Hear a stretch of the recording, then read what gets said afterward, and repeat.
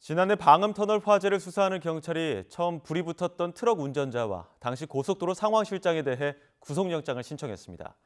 경찰은 관계자들이 화재 발생 초기 상황을 인지하고도 제대로 대처하지 않아 피해가 커졌다고 봤습니다.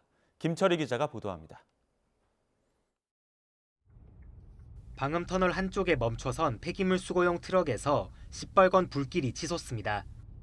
5명의 목숨을 앗아간 제2경인고속도로 방음터널 화재가 막 시작됐을 때의 모습입니다. 오, 뜨거워. 달리던 트럭에 처음 불이 붙은 건 낮 1시 46분쯤. 당시 고속도로 상황실에는 이 장면이 실시간으로 중계되고 있었지만 화면을 눈여겨본 사람은 없었습니다. 상황실 직원들은 3분이 지난 1시 49분에서야 현장 순찰 직원의 연락을 받고 사고를 알게 됐습니다. 그런데 상황실은 이미 3분을 허비해 놓고도 매뉴얼에 따라 대피 방송을 하는 등의 제대로 된 조치를 하지 않았습니다. 그러다 오후 2시쯤이 돼서야 안양 방향에 진입 차단 시설을 작동하려 했는데 화재 탓에 전기가 끊겨 목통이 된 뒤였습니다.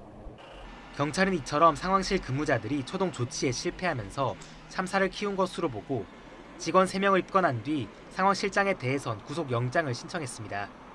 불이 처음 시작된 트럭의 운전자도 구속 갈림길에 서게 됐습니다. 운전자는 지난 2020년에도 같은 트럭이 주행 중에 불이 나는 등 차에 문제가 있는 것을 인지하고도 정비를 소홀히 해 사고를 일으킨 혐의를 받습니다.